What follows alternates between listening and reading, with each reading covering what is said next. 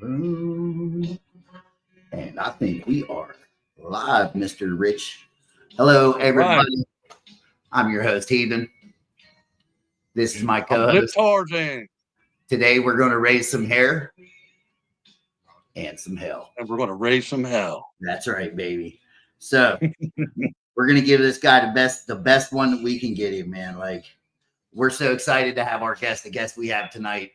A couple of little schedule conflicts here and there on my end. I messed up once, but we're gonna knock him out tonight, man. He's got some good stuff for us, hopefully. So let me find Guaranteed. This is going to be an excellent show. I've been looking forward to this. This is big for us. This is awesome. All right, guys. You know, it's Wednesday night. You already know what the hell it is. Welcome back to the one and only Heavy Metal Podcast, where we're here to raise some hell higher than a bar fight. I'm your host, Heathen. Rolling deep with me is the wildest co-host in the game, Lit Tarzan. My man.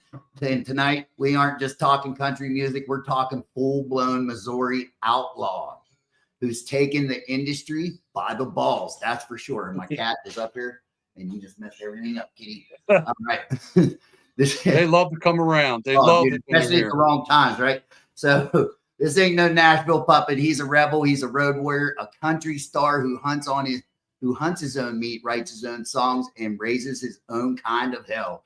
Winner of Josie Awards, chart killer, film star, and beard thick legend. He's got a voice like gravel, lyrics like gunpowder, and enough horsepower to burn down every stage he touches. So pour a shot of that shine, crank the volume up to number 11, and get ready for stories from the road, the woods, and off the grid. This is one of the only baddest damn country outlaws alive, the one and only Mr. Kevin Palmer. Boom. Hey, y'all. Ah, man. Woo. Sorry, yes. Fucking cat up here, man. You know, that's the problems of going live. You got, the cat wants to be in everything. She loves it up here. That's all right. So how are you, man? How you been? I'm doing good. I appreciate y'all having me on here. It's an honor. Man, well, the honors, bro. We can't thank you. The honor is ours. We are very honored to have you here. Very honored. I've been jamming you out. And listen, this is the craziest thing, because this is so like, you came across my Facebook feed, and that's how I reached out. And anytime I hear anything that says Dead Man Walking, I'm on it, because like we got Dead Man on the hair, and then we're getting Walking on the bottom. So that's like what, and I've had these for a very long time. So it made my hair stand up. So I was like instantly, the moment you said, yeah, I couldn't believe it, dude. I was like, wow, yeah, it's a sign. So I appreciate you. He appreciates you. But great time. Are you going to be in any events this year? Any of these? I see you're in some of these moonshine community posts and stuff, and I guess that's where I got a bone to pick. I see you keep telling Miss Amanda is your favorite, and I kept wanting to say it's because you haven't hung out with me yet. Yeah, I do as many moonshine events as I can. I've got a lot of moonshiner friends, and they've been the ones that's kind of supported me. You know, whenever I started out, I wasn't really embraced by the Nashville community or the country music community. I kind of came up on my own, and the moonshiners have been really good friends to me, and they've really helped me along the way too. So they're my brothers. I go to as many events as I can. We just did the Popcorn Sutton Jam. We're going to be doing one in the Outer Banks. That's kind of a mixed bag. We got moonshiners, we got steel makers, we got Dukes of Hazzard, crew and fanfare. It's a little bit of everything. Is that the one in OBX? Yes, sir. I'll be there. Oh, awesome. I'll be there. Yeah. So I don't know if I don't want to really give it away, but like they're gonna lock a whole bunch of us moonshiners up, Roscoe Pete Coltrane.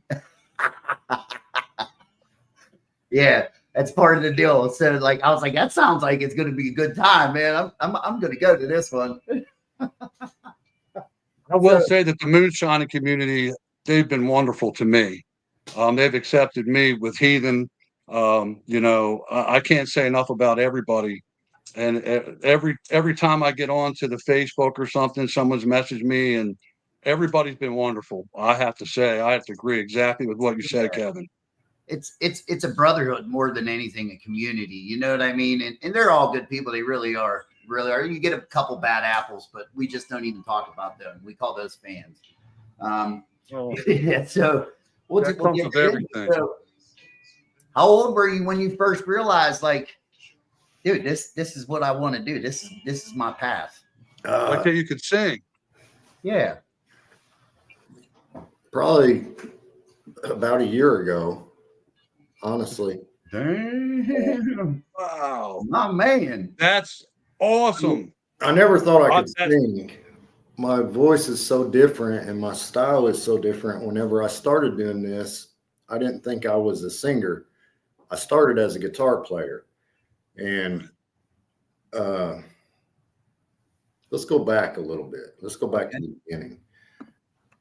My family I've got a long list of musicians in the family. They're all dead and gone now, but during their heyday, I was raised up around a lot of the family owned a little Opry called the Boot Hill Jamboree. So as a toddler, I grew up seeing some of the best country music in the world. I always looked up to my dad as the musician of the family, and he died whenever I was young. So whenever he died, I associated that grief and that pain with the music. So I stayed as far away from it as I could get until fast forward 20 some years later, I have a son that's born autistic and blind. And there's nobody out there to tell you how to raise a child that has those kind of special needs. There's no books to read. You're on your own, buddy. You figure it out as you go. And he was so delayed. I remember I had bought him a toy keyboard that played music on its own. And he still wasn't crawling yet, but I remember seeing him wiggle to the keyboard and a light bulb came on, and I ended up teaching him to crawl to get to it. And I ran down to the music store, bought a guitar. I started learning how to play it, and he loved it. That became our thing. Amazing. Every day when I'd get home from work, I'd get the guitar. He'd come. You know, he eventually learned to walk down the walls to get to the music and the guitar. And that became our thing. You know, a child like that, you don't sit down and watch cartoons with. You got to be creative and come up with something else. So music was our thing. And that kind of started letting me heal. It kind of brought it around full circle for me. People started seeing that and noticing, and that eventually led to me being hired as a guitar player, like a hired gun. You know, so and so would get sick and we need a guitar player last minute. They'd call me up. That's how it all started, until eventually 3 years ago, I was playing for Scott Haggard, Merle Haggard's son, and his guitar player had broke a finger. And so I had a few days to learn some of these songs. And we went to Indiana, and we were opening for Tom Wopat of the Dukes of Hazzard, Luke Duke. He was doing a set. He was the headliner. We were going to open for him. And we had storms the whole way. We ended up being rerouted because trees were over the road. We had a hell of a time getting there. He started losing his voice, and he started doubting if he could do the whole show. And I was like, well, we're done here. We're doing the show. We got to do it now, you know. And he said, well, yeah, I'll do what I can. If my voice starts to go, I'll give you the signal, and you're gonna have to take over. I wasn't a singer at the time, Right. Uh-oh. Did you get nervous? He gave me the signal, and I started playing some covers. And this was in like an old school dining hall. So the people were all seated.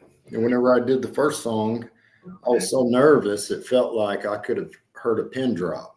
People were all seated, just looking at you, right? Waiting for it. And so the second song, I kicked off Folsom Prison Blues by Johnny Cash, and a little girl got up and started dancing. And whenever she did, that broke the ice. The place went nuts. Oh, And I've been doing music ever since. Ah, that's cool, man. To have those, that as a sign, like. and then it was Johnny Cash song too, because I feel like when I watch your style, there's a Johnny Cash vibe that goes on there, and your voice has also a tone of Elvis in it. So I compared that to those two artists. It's a real smooth style, and I honestly kind of like wrote it down that there's not enough O's in smooth for your style. Well, I appreciate that. All right, who is this now? Hold on, we got an idiot on here. Yeah, that's amazing. The story of your son is amazing. I think that the instinct of a parent or a father towards their child like that, you latched on to something that I don't think anyone else could have ever done for him.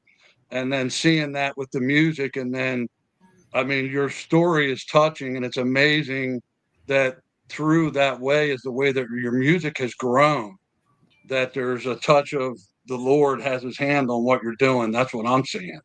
Well, so I mean, so then you haven't really been, so what, 3-4 years? this is the third year. Yeah. Third year. I look at it as seasons, and this is my third season. Okay, third season. So in your 3 seasons of outlaw badassness, do you have a venue where you're like, dude, that place was so crazy, I don't think I could ever go back? Have you seen any of those yet? No, man, I'm a glutton for punishment. I want Bring more. it on. I want Bring more. it. One of my Yeah. favorite places to play, we're going to be doing a show there August 2nd with my good friend Winelda from the Winelda Diaries. We do a comedy and country show. Is the Thomas House in Red Boiling Springs, Tennessee. The house is known, it's like going back in time. It's a historic landmark. Ghost hunters have been there. A lot of,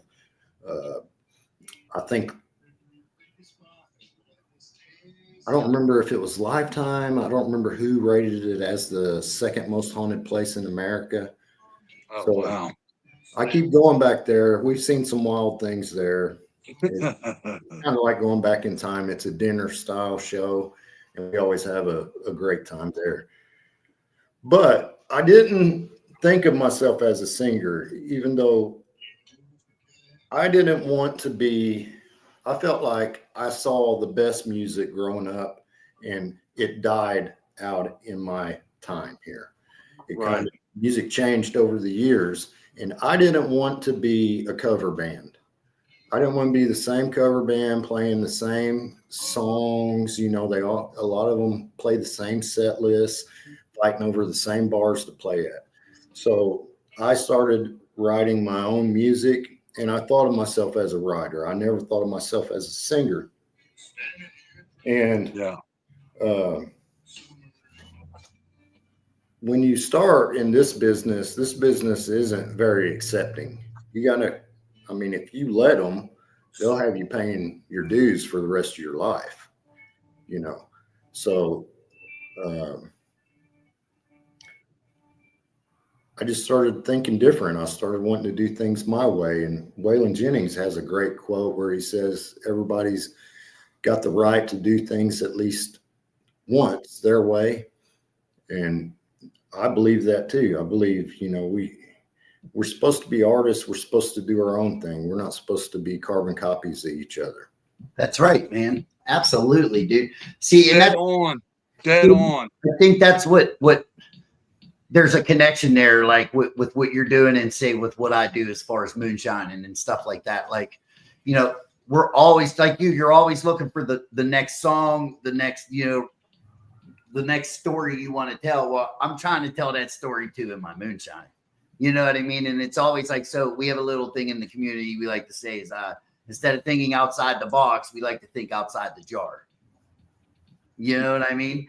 And when you do that, you're gonna find greatness. You're gonna become better. And and it's amazing, dude. Your story is the fact that you totally dove into yourself and that you trusted yourself enough to create really your own style, just to do your own thing. And I'm kind of falling into that realm myself right now. I kind of walked away from the artistic side of my life for a while and then just decided to dive full back into it. So I can understand exactly what you're saying. And when you do that, you take a lot of chances, but at the same time, it's kind of interesting how things grow. And also the people that you come in contact with, the right ones will help you grow. If you get, the right people are very important. Absolutely. Sure. Absolutely. Yeah. So, all right, then let's, so you're a hunter. You like to hunt? Oh yeah. We got to talk about some hunting. That's where we're taking this one. What is your weapon of choice? I've always used a 243. Oh, okay. That's what I have, a 243. Well, that's what I started with, a 243. Now it's a 270. Are you an archery guy at all? I am not. I've never taken the time to really learn how to learn the craft, Oh man. Well, there's a craft of rifle hunting too. It's all a craft. It's all just a little different. I grew up hunting small game first, and then I got into bow hunting because there wasn't any rifle hunting in the counties where I lived. It was all shotgun hunting, and so the bow hunting was kind of natural to get into. But as I got older, I got into rifle hunting. I actually went to the Pennsylvania Gunsmith School and got into building custom rifles. So I have a love for long range rifle shooting, custom rifles, barrel and chambering rifles. I've come to love every aspect of hunting, whether it's a rifle, a crossbow, a bow, a spear, a knife. To me, we're all outdoorsmen. We're hunters. We're survivors. This is where we come from. Our grandfathers, they hunted back then. They ate squirrels and rabbits to live. Sometimes that's what they had for dinner. So that was my past that I came from, was from Tennessee and Kentucky. And then the other part of my family is like from Philadelphia and stuff, but my father's side's all from the South, and it brought like a deep hunting tradition from my grandfather. And so I pretty much have been exposed to every type of hunting I think that you could get exposed to. And I love all of it, even trapping. What did you do before all the country music and stuff started? What was your profession before that? Well, I was an electrician by trade, and I owned my own martial arts school. I started coaching an MMA team. We had a struggling MMA team here already, and I kind of took it personal that I thought we could do a lot better. So I ended up working for a gym and coaching an MMA team that was very successful for this part of the country. That's awesome. And what was your main martial art? What was the main martial art that you started with? Well, I had wrestled in high school, and I'd done karate since I was 13, so I blended them together. And I did that for years, and then I ended up wanting to go back and work with the kids because I felt like the martial arts really helped me as a kid. And so I felt like I owed a favor back. So I opened my own school, and I started training kids. At 40 years old, the kids talked me into competing again with them because I had several that were winning national titles. So I came back and won 2 national titles and won the King of the Midwest, and then retired. That's huge. Dude, wow. That is crazy, man. Like, so here's the best part. I guess you just saved yourself all kinds of money on security. Well, right? I mean, That's a No, write-off. he doesn't want to do his own security. That's for sure. Oh, dude, I already said, is there a place that you wouldn't go back? And he's like, man, I wish there would be. You know, so I already know he that shit finds him, bro. Well, now I want to see if you write a song and end up in the MMA ring with the guitar somehow. Tie the two of those together would be interesting. That'd be You know, cool. it's Cool. I like to see all these different ideas and how people can write these stories and make them into music the way that you do. To me, is amazing. That's cool. Yeah, I can't say enough about it. That was a great question, though, Jason. Come home from doing electrical, then I'm gonna go kick some ass. And come back home, and be like, oh, I'm gonna write the best country song that I can write right now.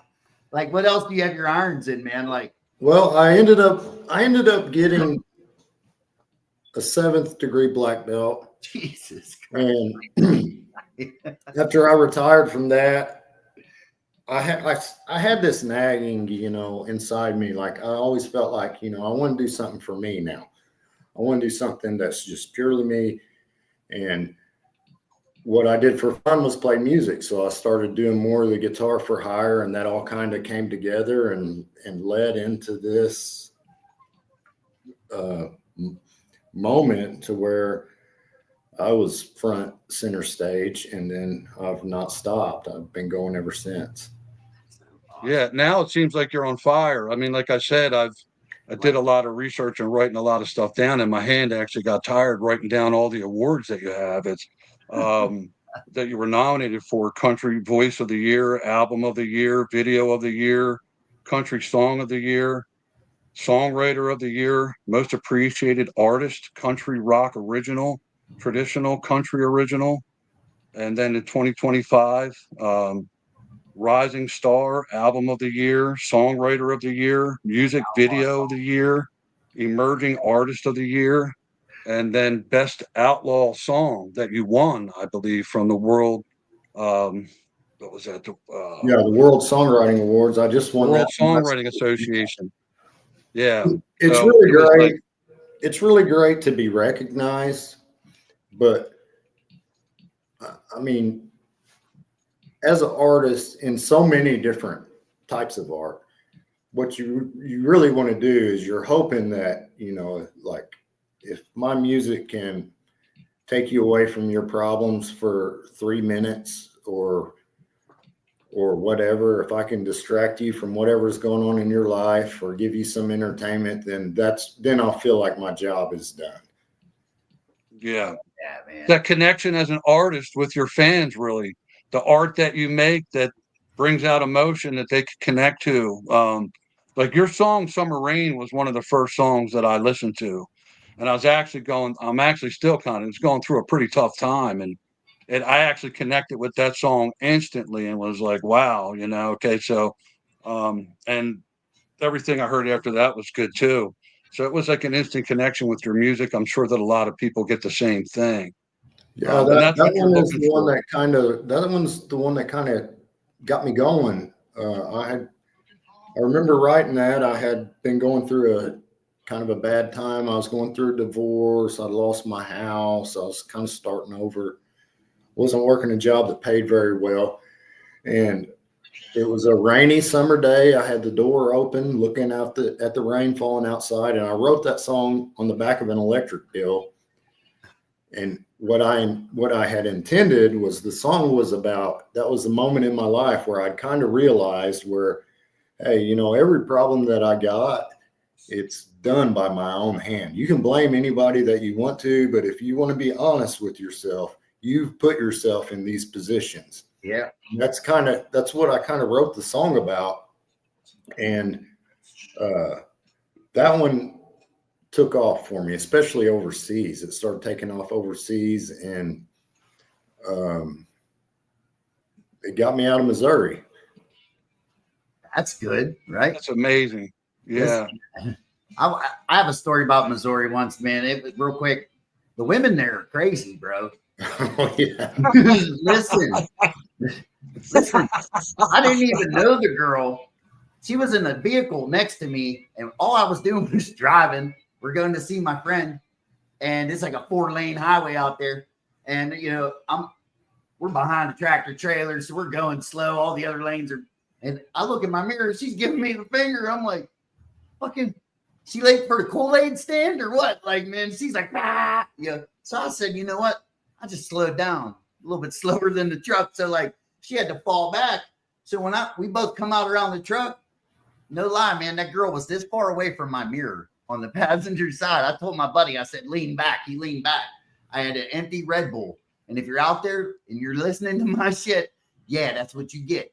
So no. I told her, I said, told my buddy, lean back. He leaned back. I threw the Red Bull into her car. It was a Jeep. It was a white Jeep with a black star on it. This is the best part. That girl had an arm on her. I don't know how she did it. Look, she went way off. As she came back on I'm up here. She led me with a full can of beer from the exit.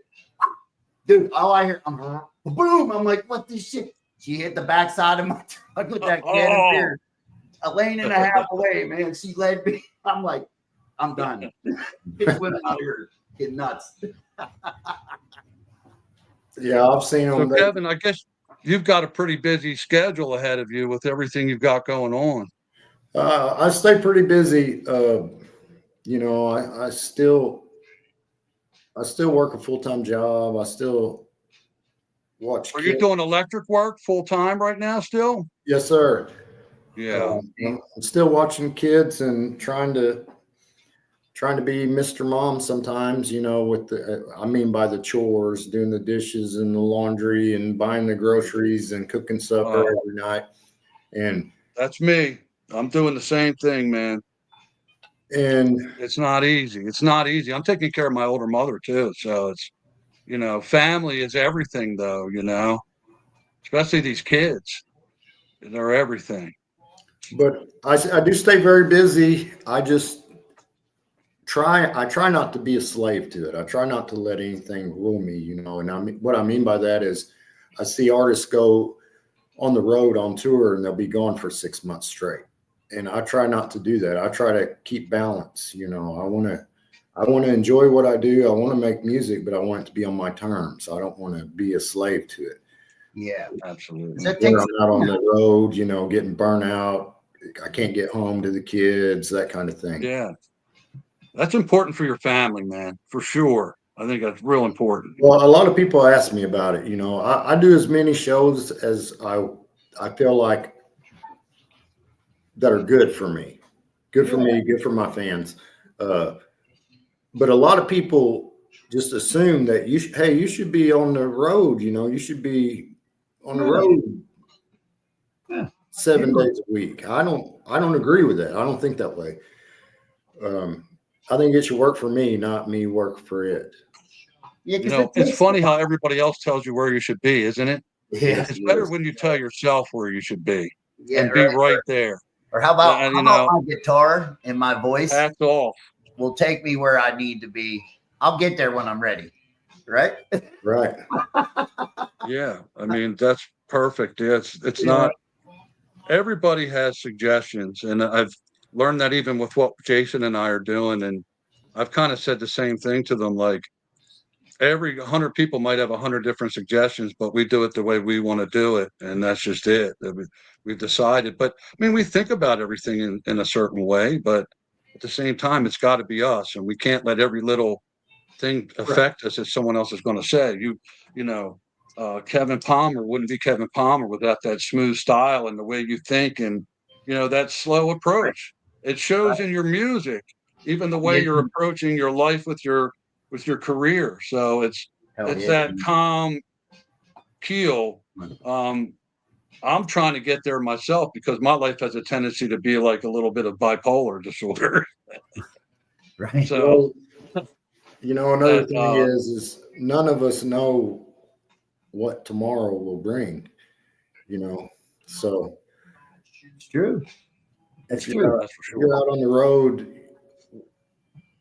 6 months straight, you don't know what tomorrow's going to be. There's other business to tend to. I think if you were like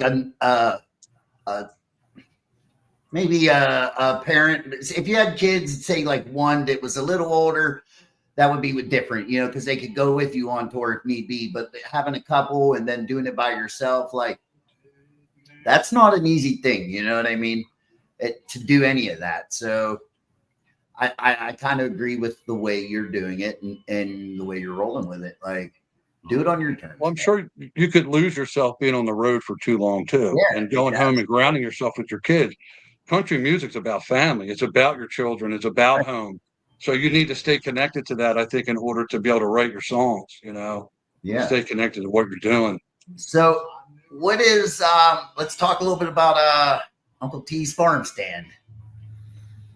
Well, that's an independent movie based out of Florida.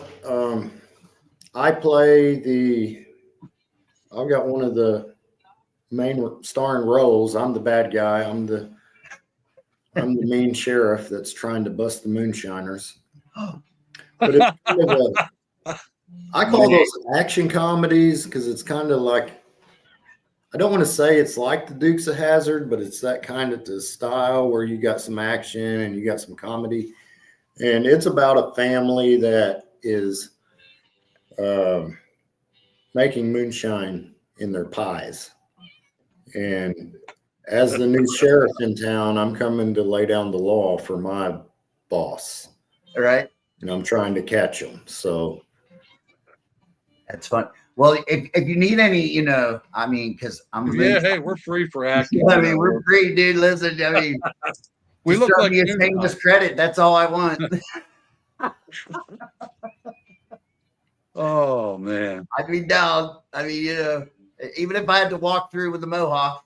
Do you like acting as much as you like making the music? I didn't think I would, but I do. The only thing I don't like about it is it's more time consuming. Yeah. It's a bigger machine, you know. The music, I can have most of that done myself, and then whenever I'm ready to record or ready to shoot a video, you know, it's the groundwork's already done. All we got to do is get in place and do it, roll tape. But the movie industry, it's a lot bigger and more complicated. There's a lot more scenes and editing and confusion. Yes. Yeah. I've been on a big movie set before, and what was going on around me, I was like, how does this ever come together? They've got people coming out that are coming out of getting the wardrobe on, and they've got other actors over here, and then they throw them in front of the camera, and then they're shooting, but people are still moving around over here. It's like confusion going on. I think they do that on purpose. I don't know, but it's like they don't even shoot it. I feel like they wouldn't even shoot it in order. Like they just feel like whatever's it, you know what I mean? Like this could be. They don't have to. It could be the beginning. Like they could do however. Yeah, they don't have to shoot it in order. They know how they're going to shoot it because certain shots might come better on certain days, and that's when they're going to take them. So right, that stuff is interesting. So, but it's kind of neat that you do kind of enjoy it as much as the music itself, and hopefully you'll get to do more and more and more of it too. You know, so was it your one video you did with Leland? Leland, yeah. I am a freaking Dog the Bounty Hunter fanatic. Like when I'm not watching like Moonshiners, it's Dog the Bounty Hunter.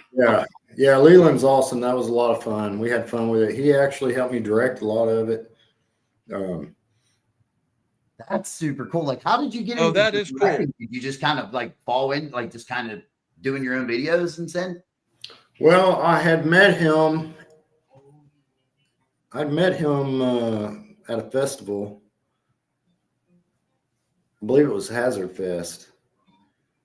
And we hung out a little bit there and talked, and he liked the song.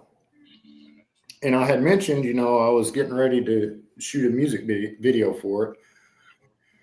And he said, hey, you know, he just said in passing, hey, when you get ready to shoot that video, give me a holler. I didn't really think anything of it. You know, I took that with a grain of salt.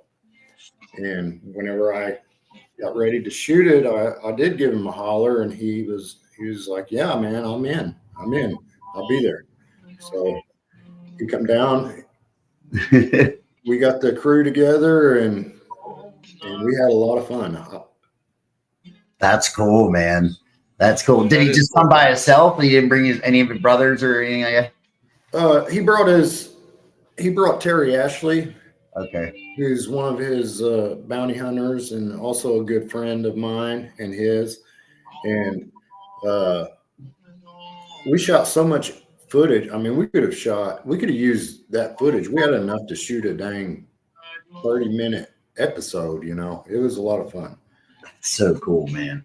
Like, you know, just to have that fall through like that, like, you know, hey, just call me when you're ready. And then him be like, yeah, I'm in. Like, you just, You know, with all the experience he has from Dog the Bounty Hunter, it was really very helpful because he knew so much about how the camera should be. We need to be rolling like this. We need this angle. You know, it was really great to have him on because I didn't even think about all that he was bringing to the table. yeah, that's just a bonus, right? A big, nice, great. That's like, damn. Thank you. Yeah. Yeah, I'm sure he's got a lot of experience of just being an artist himself in the way of what he creates with those shows. And you got, and he's a camera, fighter like you said. too.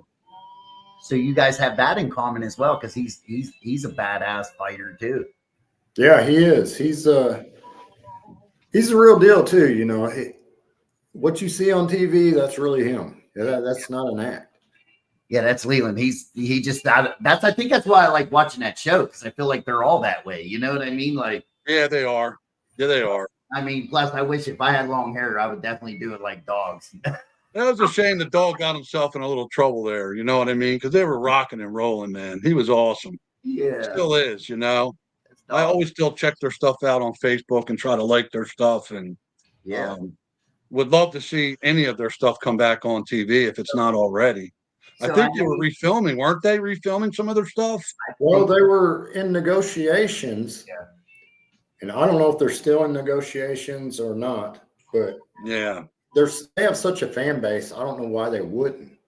Yeah, they'd be stupid not to. Like, because dude, I gotta watch it on like some streaming thing. You know what I mean? So, but so like, I know he would be fun to interview. Oh yeah. Hey, there you go.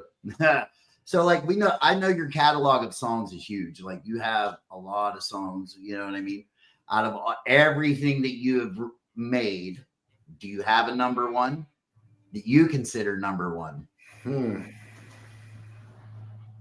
don't know. I don't think it's written yet. Good answer. Good answer. So you like everything. You're that is a good answer. Yet. Okay. Yeah, because Kevin, you're only going to get better as you go. You said you've only been in this for a few years, so seasons. You know, just each season you get more seasons. And maybe this will help another artist out there, because this really helped me. You know, I said whenever I started, I didn't look at myself. I didn't view myself as a singer, because I feel like my voice is different than everything else I hear. I feel like my style is different. And I looked at that at first as a weakness. You know, I thought, well, I can't sing like this guy or that guy. I can't play the guitar like this guy or that guy. And eventually it kind of occurred to me on the road that, you know what, no matter what you do, there's going to be some people that love it and there's going to be some people that don't. So you might as well do what you like. You might as well have a good time and be true to yourself and do your thing. And once I realized that, I started thinking, you know what? Okay, well, maybe I can't sing like Steve Perry, but maybe they can't sing like me, you know, so maybe this is my own thing. And that really made me comfortable and helped me. That helped me embrace who I was and,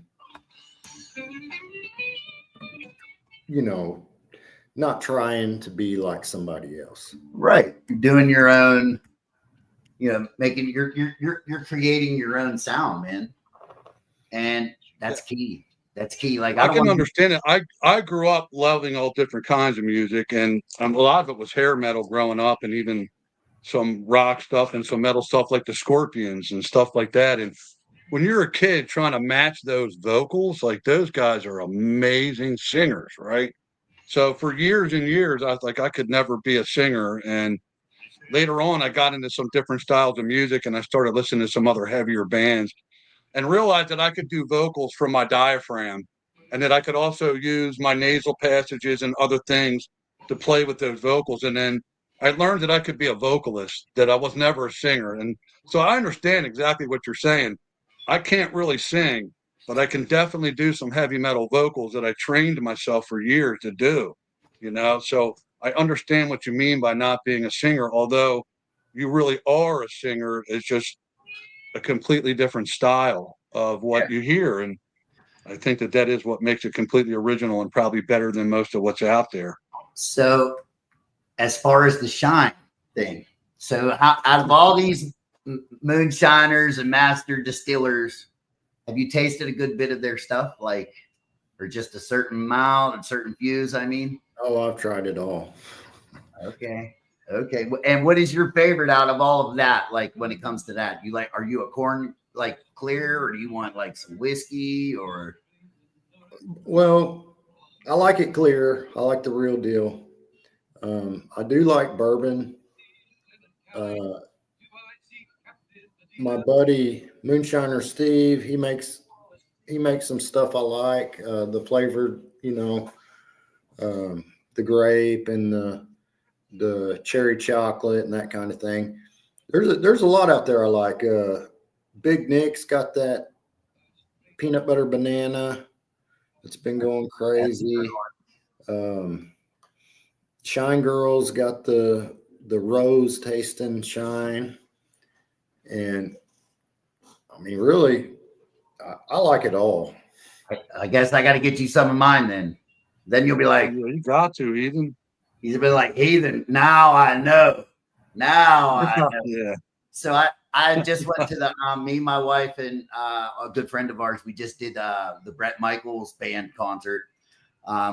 We interviewed Pete Evick, and dude is a class act, right? So I hit him with like, hey man, are you going to be in Pittsburgh? He gave me the date. I bought tickets. Showed up. He had 4 tickets waiting for me. I only needed 3, and there was 4, right?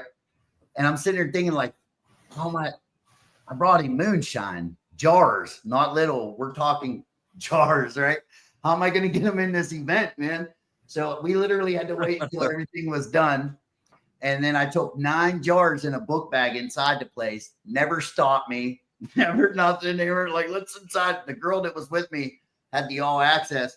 And listen, there's nothing better than when the whole band, minus Bret, because he had an issue, he had to leave. But like the drummer hasn't drank in 5 years, and she was like, dude, that is enough for me to fall back off the chart. Like she tasted it, was like, oh my God. I gave Pete so what I'm known for is my orange creamsicle. What I won with on the show was like I don't know if you ever had a orange cinnamon roll. Mm-hmm. Like it's an orange glazed cinnamon roll. Pillsbury makes them, do their bombs. I turned that into a sipping cream out of Dale pastries. So yeah, I like 2 different challenges, but like, yeah, that was yeah, you're gonna have to get some into his hands, Jason, for sure. I'm trying to get you some of mine so I could be up on that list too, bro. I just had a friend of mine, actually, one of the guys that's on the show, sent me some. We're not going to disclose names right away, but dude, wow, it's clean. No. It's pretty good. So, but see, we got look, here you go. Here's some of my guys right here. That's pumpkin pie moonshine. Pumpkin pie. Yeah, I'll have to try some. And then the blackberry. What is your like? I do a blackberry pie, I do orange creamsicle, whatever, man. Yeah, I love blackberry. One of my buddies, Jimmy Ricker of Outlaw Paranormal, he makes blackberry. He's got a blackberry. It's legal shine. It's good too. Is it like a clear, or is it like a brandy? Like, Uh, boom. Oh yeah. See, mine looked, yeah. Oh, you'll like this then. Ooh. Kevin, do you still regularly do hunting season every year? Do you have time to do it now? I mean, No, no, I never uh, have time anymore. yeah. I always say I'm going to. Well, But now how about if Jason and I hit you up one time and said, "Joe, we want you to come deer hunting with us. We're going to go rifle hunting. Would you come yeah, with us?" yeah, that'd be cool. That'd be cool. We That's- want to film some hunting. We want to tie hunting into what we do. We're going to tie some regular hunting. We do some tattooing, so we're going to take some tattooing on the road. His father taught me how to tattoo, so that's a big part of what we do. And then we're also going to do a little looking for Bigfoot. We some of the guys that we're associated with and we talk to, we all love the mystery of Bigfoot, and we figured it'd be a good idea just really to get everybody together, That's drink the some only way you're gonna, shine, it's the do only some way we're able to tattoos, see 'em. We and got just have fun. But I know that Jason and I are talking about doing some deer hunting as time goes on here. So we may hit you up, Kevin, and try to come hunting with us. Yeah, it'd be good. Yeah, that'd be cool. We'll just keep the shine out of the hunting unless we're looking for Sasquatch. Hey, 'Cause that's the only way we'll afterwards. see That's wait. Sasquatch. Hey, man, once you hit that thing, you need to wait. So you got to go hit some shine. Right. Right. Yeah, like that's the only time I see him is when I hit the shine. Yeah, 2 years ago, we one of my very good friends, he owns some land, and his family all hunt this land, and they kind of compete with each other during deer season. And I had to go meet with a record label, and I called him up. I'm like, "Hey, man, you're gonna have to come with me. Well, I got to go meet with these guys," and he was down for it, but it was opening morning of deer season, so we hit the road, and it snowed that day, and it never snows during deer season here. So he was like, "Oh man, of all times, it's gonna, it's perfect out there, and I'm missing it." And we get down there, and the deal, they had offered me a deal, but it was a bad one. So So it was like a bad trip then, right? yeah, he was getting texts the whole time from his friends that were killing monsters. Don't you hate that? It's like, listen, guys, I love everybody and I'm glad everybody's out in the woods. Like, wait till I get home.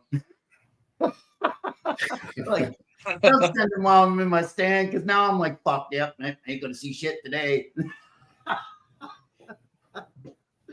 But there's times I go out, I don't have to see anything to have a good day anyway. You know what I mean? Like shit. Yeah. Right. But okay, so let's do this then. So if you were to, I like to ask this one because this is a good question here. So if you had a choice to either play with someone who's alive or someone who's passed, who would it be and what song would you want to play? That's a tough one.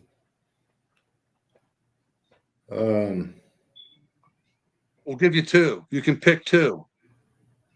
There you go. You can do two. I think probably Cash and Waylon. Okay. They're in my top three: Cash, Waylon, and Elvis. So, and then what would you? Okay, so here's a good follow up. So if you three were sitting around talking bullshit and maybe kicking ideas for the next hit, what drink would you guys be drinking?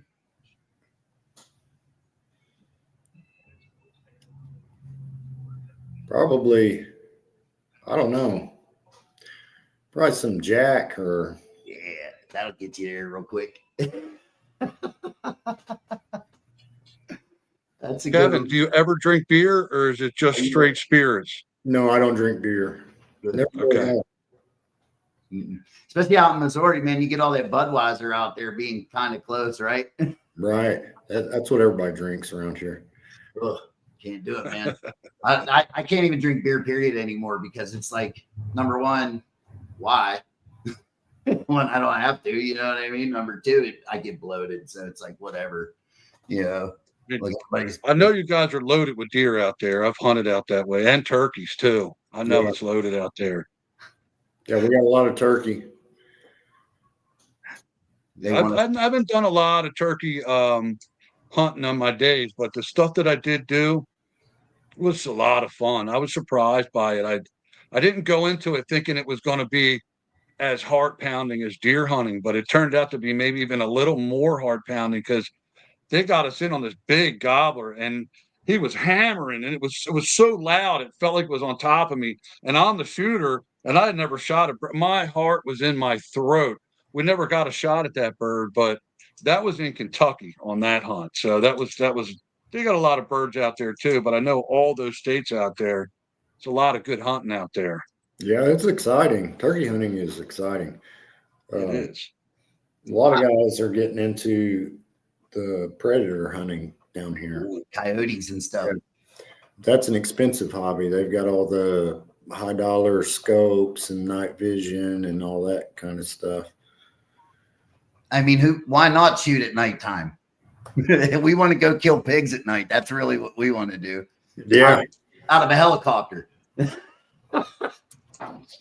just I just saw one posted. I think it might have been on Facebook. That was a big dog. I can't remember where it was from, but look, it was about 150 pounds. It looked more like a northern than a southern coyote, but it looked like it was some kind of wolf cross or something, man, because it looked like it was 150 pounds. I think that's what they said it was. And it looked every bit of it, like even the front of the head and where the hair grew back in the mane on that thing, it looked like a wolf, but it had the colors of a coyote, that dark brown with the black. There's some big ones, man. There's some big ones out there. You don't eat them, dude. Nobody eats them, do they? No. No, you just shoot them because they eat deer. They're killing the deer. They're killing everything else off. And you got a dog that big. That's 7 dens around me, and everybody around me wants you to kill them. Like if I turn my speaker on, dude, they're everywhere, man. Next thing you know, there'll be eyes. Like, oh shit, better go back inside. So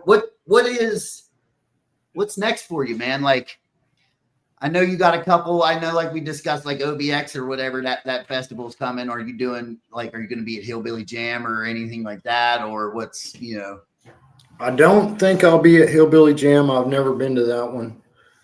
I've got a lot of friends that go to that one.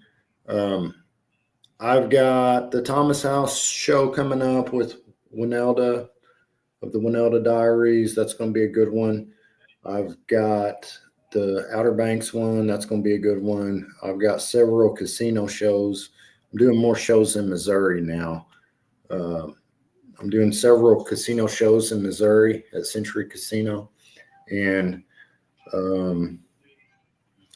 we're fixing to shoot another music video. I'm writing it out right now, and I'm writing new music. I'm going to be doing some recording as soon as we slow down. Do you shoot those videos in Missouri as well, like at home? Keep it. I try to. We have shot some in Tennessee. It doesn't have to be in Missouri. A lot of it depends on the camera crew I can get. Copy. Without breaking the bank. Yeah. So like when travel's a factor and you start having to put all these people up into hotels and fuel and food, that starts adding up. Yeah. So, I think we're going to be shooting that video in 2 months. So it should be fun. That'll be a good time. Do you get nervous or is it just like an excitement? No, I don't get nervous. If anything, if I start getting any kind of stress, I get grouchy sometimes, but I don't get stage fright. I don't get nerves. I'm usually pretty laid back. Okay. So when you're Mr. Grouchy, is it more of a hangry thing? Yeah, it's more of a hey, I'm wanting to get going. I want to do this. I want to do that. I want to do this, and it's I'm waiting. So kind of keep moving. Yeah. Yeah. Gotta keep going, man. Hell yeah. Hey, Kevin, you got any tattoos? I do not. Okay. Man, And dog. not everybody has them, but hey, you Yeah. might not want to get drunk around us. Look, I got a Sharpie. That's all you got to worry about. Mine will wash off. I don't know about Rich's. Listen, Rich hurts too bad, man. He'll sober you up. And I've got to ask him what his thoughts are about Bigfoot for sure. I ask everybody on the show, what are your thoughts about Bigfoot? Have you ever had an experience, or anyone in your family? Has it ever been talked about in your family or anything like that? Well, my thoughts are no, I haven't had a Bigfoot experience or known someone close to me that's had one, other than like obviously like Turtle Man. He's had some experiences. But my thoughts on it are this: there's a lot of things in life. We think we know everything, and we don't know much at all. But my thoughts are, if you can take a group of people that have never met each other from different areas in the world over different spans and eras of time, and they're all saying the same thing, there has to be something to it. Right? I agree. They're not going to all lie. These people haven't even met each other. Yeah, I agree. They're all telling the same lie. Come on. There has to be more to the story. Yeah, that's Nello. You're right. That's a good point. That's a wonderful point. And I love to ask everybody because I love everybody's insight. And that's a great point. I'm going to write that down. I think someday I'm going to have a list of, kind of just everybody's views on Bigfoot. But I like that. We definitely do not know everything. A lot of times we're very conceited as a human race and think we know everything. Um, to think that there isn't other life out there is absolutely insane to me. There has to be other life out there. That's how I think. It's too big, So, and in nature, I kind of realize that things happen in pairs, and I can relate it to. Did you ever get a pimple on one side of your back and you get one on the same side? You know what I mean? So things happen. But it's true though. Things kind of happen in pairs, I think. So I believe that there's another world out there that's kind of like Earth somewhere with says the people guy running riding around making music. Says the guy riding 2 polar bears, right? You know what I mean? Everything's done in pairs, right? But I think, I believe it. I believe in it myself. I like to believe in things bigger than we can see or imagine, and a little bit of magic in life. You don't have to convince me to keep my mind open, because the best things in life are the things you can't really see. Nobody had to convince me that oxygen is real. I can't see, taste, feel that, but I know it's there. We need it. Yeah. Well, and the energy is real that I feel when I listen to your music, Kevin. So that's for sure. I can, and you can't see that either, but you can feel it. And I know that you're trying to gain as an artist is people feeling what you do. And I'll have to say that they definitely are. And I think that's why you're winning the awards that you are. So just keep on doing what you're doing, man. It says outlaw next to his name. I'm listening to it, dude. Period. Like, I don't care if it's country. I don't care if it's rap. I don't care if whatever. It's music to me, man. And I like it, dude. It's been playing this whole, I know you guys can't hear it, but it's very low. But dude, I've been jamming your stuff for like the last, whatever, trying to get into it. Dude, it's just the voice is there, man. Like, you got that tone to it. It's like, It does. It's amazing to hear you talk about how you think of yourself, and then to think about how we hear you. So how do you feel like when you hear yourself? Are you like, because some people are like that. Well, at first, when I first started, I felt like, probably like how somebody hears themselves on a recording, like a voicemail or something. They're like, is that me? Because you don't think you sound that way, right? So at first I was kind of like, I don't want to hear that. Is that me? But the more I do it, the more you're used to it. More like a tool. Yeah. Like, well, here's what I did then. I think I can do better. I can do this a different way now. Okay. So you're always learning and always growing or trying to. Have you ever? Absolutely. I enjoyed learning doing the vocals that I know how to do. I just sit in my car and would practice making all different kinds of noises and sounds and doing all these things and learned how to mimic a bunch of different styles from the bands that I like, you know. And trust me, none of it's singing, none of it, you None know. of it. He's a But I scream. enjoy it. It's fun. All right, everybody. Well, listen, I know you had some stuff going on today or whatever, and our hour is up, and I really appreciate you coming on the show. We can't thank you enough, and congratulations, man, on you. the accolades are, dude.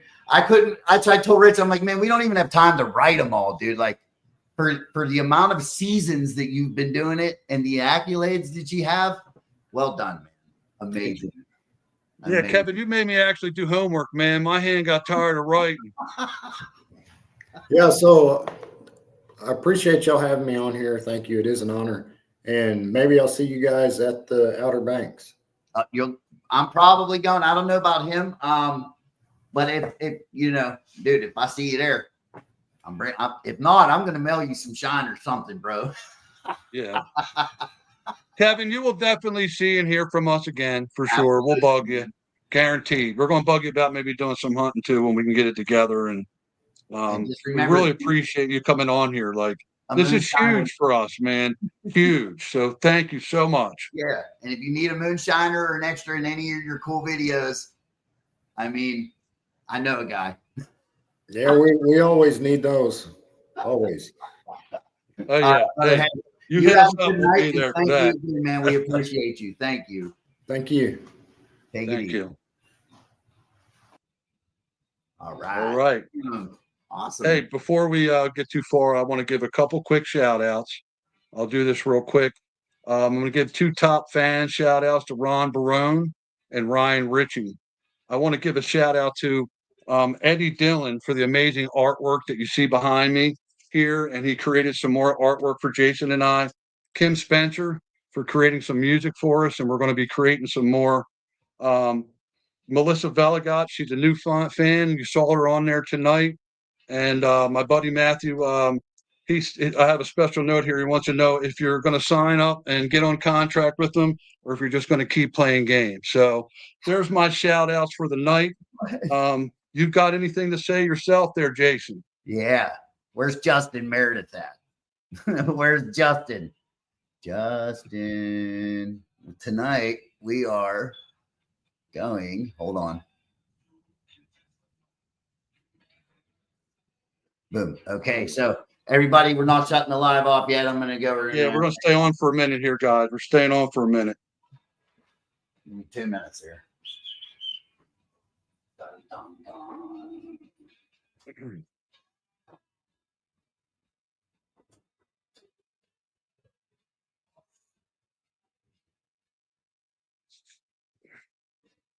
Thanks for everybody that tuned into our show tonight.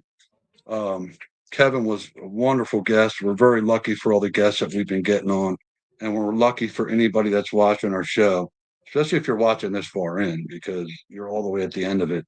We usually don't do this little extra bit, but Jason wants to do a review of some moonshine with one of our friends, and he's an avid watcher of the show as well. So, and what is it that you're reviewing, Jason? So we have 3 different kinds here. We have corn liquor, Likker. That's how they spell it in Iowa, I guess. Is that a silicone booby? It feels like one. It looks like a silicone booby. Pretty stiff. I mean, this is just Iowa corn. Okay. He ought to send them with a nipple on them. Now look at this. Hold on. Are you ready? Are you ready? Taco moonshine. Oh, that was the one that he's famous for. No. Well, I mean, he's famous for brisket moonshine. Okay, brisket. And I know it was something like that. Now he's in the same boat as me, making this sipping cream. Okay. Now. It looks like strawberry quick. Okay. Well, we're not going to drink that one first. we're gonna go with the corn liquor first, okay? Or saying behave. That's Christy. Well, So what's the? Hold on. What? Now, give us a proof of this. What's the proof? this is 100 proof. It is So straight corn liquor, probably with a little bit of water mixed in it to downproof it. Well, that sometimes you don't need to do water. Sometimes they'll use like a tails or a lower end to cut it with. Gotcha. You know what I mean? I know, right? The back end, they mix it with the front end. Yeah, right. So yeah, so no, Lisa Day just says lucky me, right? So listen, Lisa, I've been begging. I mean, because I started to think me and Justin were friends for a while. And I was like, man, everybody I was talking to that, you know, is Justin's friend was drinking it. And I didn't have any for a long time. So the squeaky wheel gets the grease, that's for sure. Right. And then so that's 100 proof. We're gonna do this one first. We're gonna try this. So I told Mr. Meredith, this is what I told him. I said, Justin, listen, the problem with me in making corn is I don't have any good corn liquor to test it against. Right? Meow, I do. Right, meow. So we're gonna give it a shot. Right, let's see. All right, everybody, shot time. If you're out there drinking with us, it's shot time.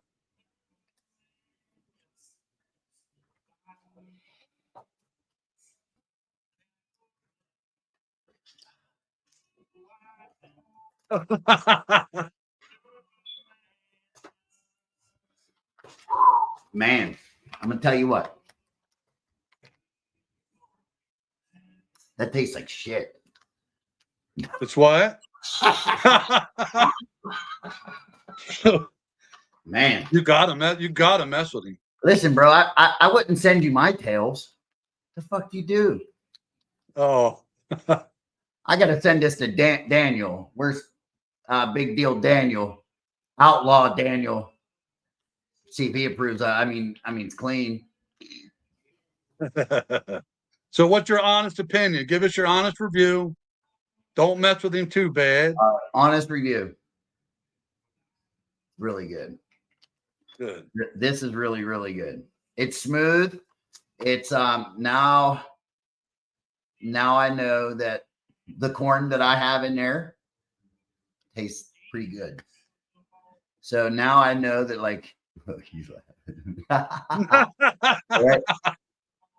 Now this one here, I mean, this here, dude, listen.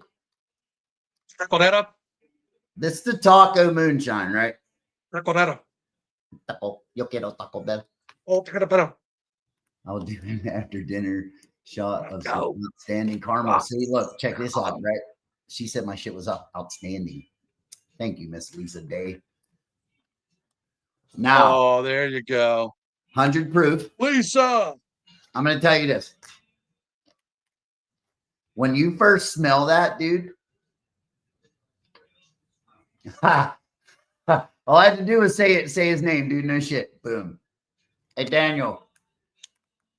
It's Meredith. It's clean. It's clean. It's clean. It's clean, Daniel. It's clean. It's clean, but you're not. No, well, It's clean. Daniel's was good. There's a difference. So clean is just what you tell somebody when it's bad. You don't want to tell them it's bad. You just tell them it's clean.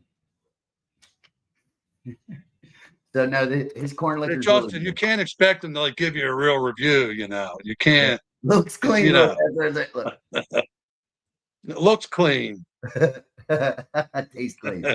Now the taco, dude. Right off the bat, like, and this is what's neat. Like, so he used corn moonshine, corn whiskey, and now that's like the shell.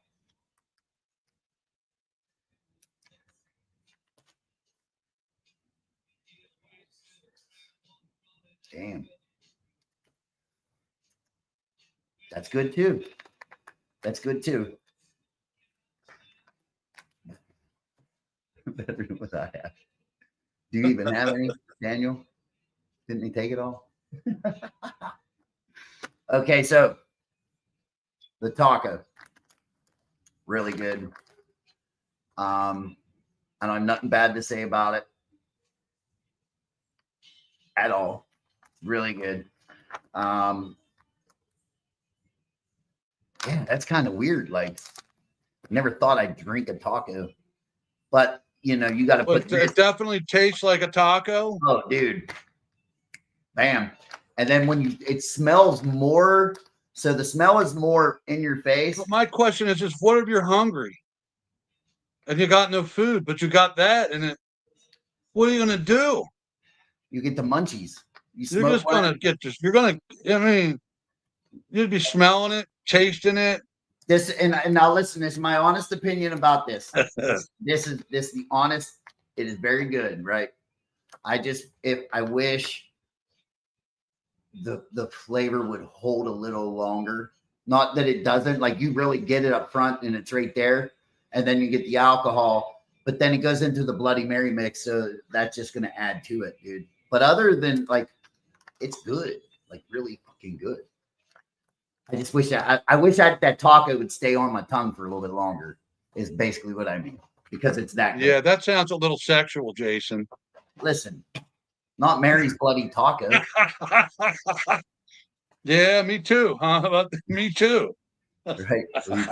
Oh, here's your buddy. Taco. No. You got taco up there. No. That's right. Keep drinking until you forget you're hungry. No, that's right. Like, that's what you're gonna have to do. That'd be wild, man. I'm like, I'm hungry. I gotta drink this. Now, this is what this is what I've been waiting for, right? Like, this is, dude. I'm sorry you don't have none of this, Rich. Hold on, I gotta shake it one more time. This shit is fucking banging, dude. I mean, it's clean too. Justin is clean.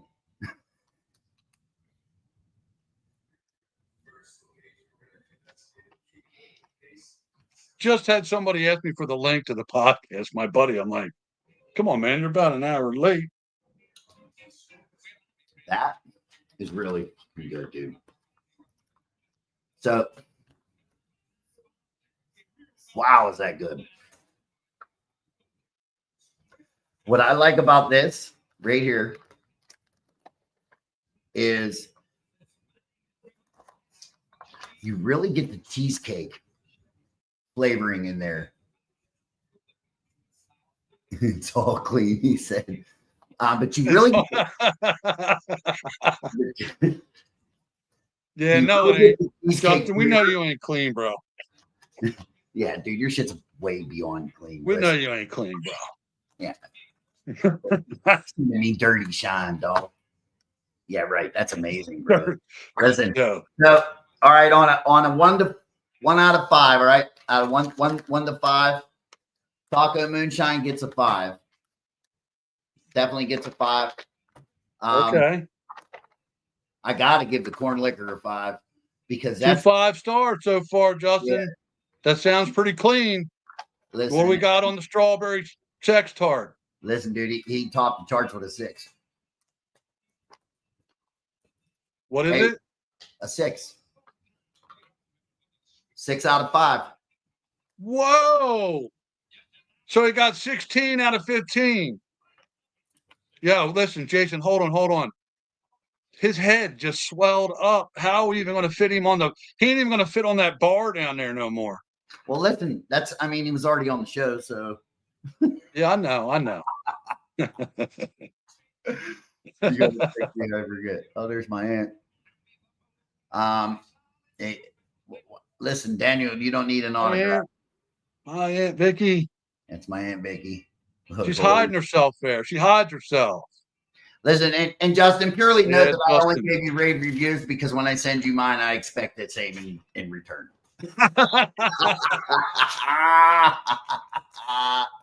That was good. There. Oh, and let me explain what else. Oh, while Daniel's here, Daniel. So I get this package in the mail by Mr. Justin Meredith, and not only did he use my first name, he used my last name, and then he gave me a middle name. Yeah, he gave me a middle name, Hollywood. Oh, I remember that. Well, you are now. They literally said Jason Hollywood Bartolozzi, and I'm like, you motherfucker. Yo, listen. It should be Heathen Hollywood or Right? Hollywood Heathen. Oh, it's heathen. It's Hollywood Heathen. No, they just, brother, I sincerely appreciate it. Listen, That's dude, awesome. I mean, I'm just happy I got something to fucking compare like what I make now. So like I'm not that far off. I'm not saying they taste the same, but it has that same general, you know, what I mean, flavors. No after oils in it. It's clean. Rich ain't even a shiner, and he knows. Hey, well, I'm learning. See, hey, how cool was that? You know, with the whole community, like he said, you know, the Moonshiners really gave him his start and stuff like that. And Well, listen, I can understand what he means by like it's a very closed community in those professional music industry, bro. You don't get in there just by being good. You got to know somebody that's in like I mean, you have to be beyond good to get recognized in any way other than knowing somebody. So like I understand what he means like by trying to like go in the Grand Ole Opry or something. I couldn't imagine like and he even has family that was in like that sang it was Oni Wheeler. He was yeah, one of his family that sang in bluegrass and rockabilly and some other stuff. So and he still had trouble getting in, you know. So those industries are very cutthroat. Anything like TV, music industry, pretty brutal, man. And unless like there's a very small amount of people that control it. I right. mean, look at what went on with you know all that stuff with Diddy and all that stuff. They all control those industries, man. Right. Next thing you know, your pants you left your pants in their office. And they're like $200 And, jeans. but you got 1 million followers. Fucking for followers. Which reminds me, we got lighters for sale. We're gonna be Oh selling. yeah, you got lighters. We're gonna get some other merchandise too, right? Yep, other merchandise shirts should be coming soon. Pretty soon, Jason will be selling nuggets of gold on here. Yep. I have. Well, no, we don't tell nobody about those because I don't want everybody here digging in my yard. I didn't say anything about your yard. You did. Well, I mean, you know, I need a couple holes filled in. Oh my gosh. What great energy I have right now after talking to Kevin. Like it's going to be another, not going to be able to sleep tonight again. Yeah. He's got a very even energy. He's very smooth. And like, I like how he thinks about what he's talking about. Would be really fun to go hunt, to get him to go hunting with us, man. Like we need to keep a list so that when sponsorship happens, we're ready to rock and roll and get these guys to lined up to hunt with us and so we can film it. And then just what goes on when we go hunting, because it ain't all gonna be about hunting. Oh, look, about now, drinking and tattooing and hold on. Now look, see, boom. Now they can't wait. Now they can't wait. They want some of my shine. They can't wait. Listen. I can't. I gotta send you a big box. I guess it's got to be cold. I'm like, how in the fuck did this get here, dude? I know what he did. He told me what he did. It's brilliant, dude. Good job, dude. It took 3 or 4 days to get here in that fucking poop ass fucking heat. You know them places, dude. It's banging good right now.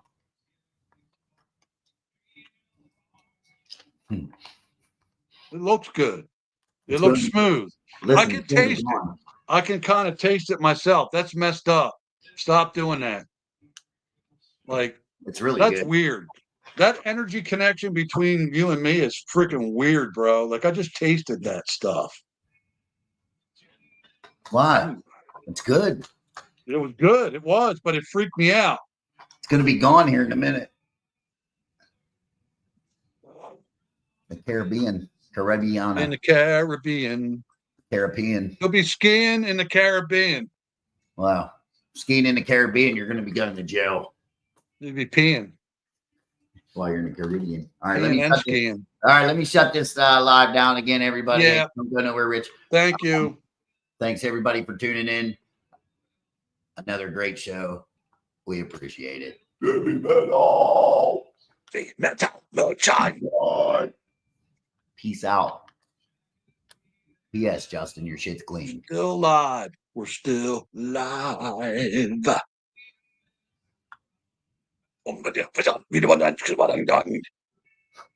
He's losing his mind with the cat up here. I know. I called him up.